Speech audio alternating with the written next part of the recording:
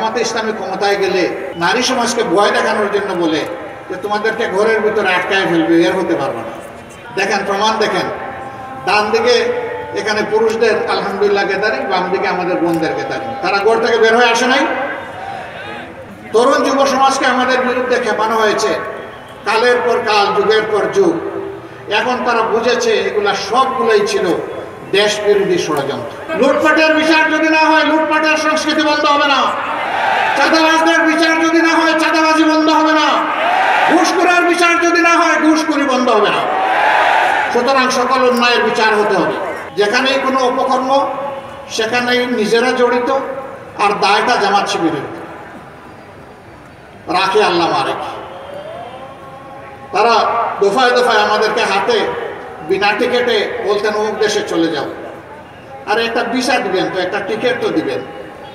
Ticket ভিসার ব্যবস্থা না করে বলে অমুক দেশে চলে যাও। আপনারা কোন দেশে এবং কোন টিকিট নিয়ে এখন দেশ থেকে চলে গেলেন? আমরা তো কখনো বলি না এই দেশ ছেড়ে চলে যান, আমরা এটা বলবো না। বাংলাদেশের সকল নাগরিকের এই দেশে বসবাস করার বৈধ অধিকার রয়েছে। আমরা একটা কথা পরিষ্কার করতে চাই, এখানে বিভিন্ন ধর্মের ভাই বোনেরা আছেন। আমরা বাংলাদেশে কোনো মেজরিটি মাইনরিটি মানি না। আমরা বিশ্বাস করি এই দেশের বুকে যেই জন্ম নিয়েছে, বাংলাদেশের সংবিধান তাকে সমান অধিকার দিয়েছে। সুতরাং মর্যাদার দিক থেকে তিনি একজন মর্যাদাপূর্ণ বাংলাদেশের নাগরিক। আপনারা কখনো নিজেদেরকে মাইনরিটি মনে করবেন না। এই মাইনরিটি বলে বলেই আপনাদের উপর এতদিন এত অত্যাচার হয়েছে। আপনারা আমাদের ভাই বোন, আমরা সহমর্মিতার সাথে একসাথে গর্বের সাথে বাংলাদেশে বসবাস করতে চাই। তারা আমাদের বিরুদ্ধে আরো অনেক বিষয়কার ছড়ায়। আদর্শ নাই তো, চরিত্রও নাই। দেশপ্রেম কি আছে না আছে আল্লাহ ভালো জানেন, আর জনগণ ভালো জানে। আমরা কিছু বলবো না। যাদের দেশপ্রেম আছে তারা দেশের জনগণের টাকা চুরি করে না। সম্মানিত ভাই বোনেরা, তারা বলে জামাতে ইসলামী ক্ষমতায় গেলে নারী সমাজকে ভয় দেখানোর জন্য বলে যে তোমাদেরকে ঘরের ভিতরে আটকায় ফেলবে, এর হতে পারবে না। দেখেন, প্রমাণ দেখেন। ডান দিকে এখানে পুরুষদের আলহামদুলিল্লাহ গ্যাদারিং, বাম দিকে আমাদের বোনদের গ্যাদারিং। তারা ঘর থেকে বের হয়ে আসে নাই। আমাদের মা বোনেরা বিভিন্ন পেশাগত দায়িত্ব পালন করে না, সামাজিক কাজকর্ম করে না, সবই করে, সবই করবে ইনশাআল্লাহ। সেদিন বাড়তি দুইটা জিনিস নিয়ে আরো করবে তারা, আনন্দের সাথে করবেন। একটি হচ্ছে মর্যাদা, আরেকটি হচ্ছে নিরাপত্তা।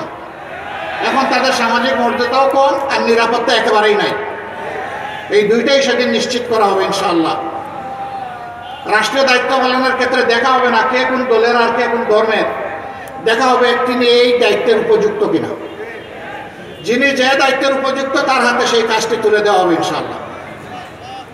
তরুণ যুব সমাজকে আমাদের বিরুদ্ধে খেপানো হয়েছে কালের পর কাল, যুগের পর যুগ।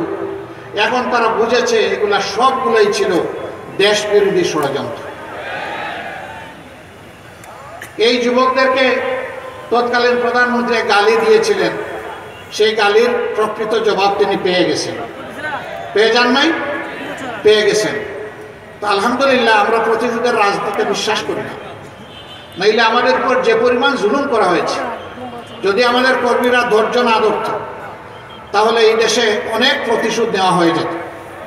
আমরা বলেছি হ্যাঁ, যতটা খুন হয়েছে সবগুলা খুনের বিচার হতে হবে। খুনের সংস্কৃতি বন্ধ হবে না। লুটপাটের বিচার যদি না হয়, লুটপাটের সংস্কৃতি বন্ধ হবে না। চাঁদাবাজদের বিচার যদি না হয়, চাঁদাবাজি বন্ধ হবে না। ঘুষখোরের বিচার যদি না হয়, ঘুষখোরি বন্ধ হবে না। সুতরাং সকল অন্যায়ের বিচার হতে হবে। এই বিচার আমরা দাবি করি, কিন্তু তাই বলে আইন কেউ হাতে তুলে নেও, এটাও আমরা পছন্দ করি না। আইন আইনের গতিতে চলবে। বিচার করতে গিয়ে কোনো অবিচার হোক, ওটাও আমরা চাই না।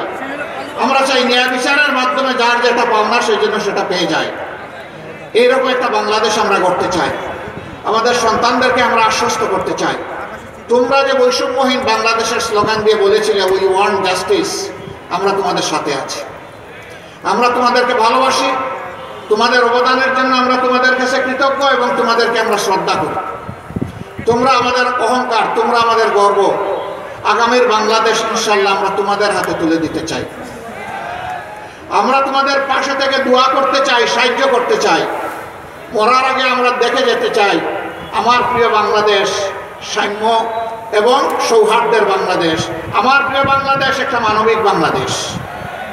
এই মানবিক বাংলাদেশের জন্যই আমাদের সংগ্রাম, আমাদের সাধনা। এই সংগ্রামে আমরা আপনাদের সকলকে পাশে চাই, সাথে চাই। এই সংগ্রাম তখনই সফল হবে যখন আল্লাহর দেওয়া বিধান অনুযায়ী মানুষ ন্যায় বিচার পাবে। আল্লাহর দেওয়া বিধানের বাইরে কেউ ন্যায় বিচার নিশ্চিত করতে পারবে না, পারে নাই। আল্লাহর দেওয়া বিধান সমস্ত সৃষ্টির জন্য, শুধু মানুষের জন্য না। সমস্ত ধর্মের জন্য, নির্দিষ্ট কোনো ধর্মের জন্য না। যারাই মানুষ তাদের জন্য আল্লাহর এই সাম্যের বিধান। আমরা সেই বিধানের বাংলাদেশ করতে চাই।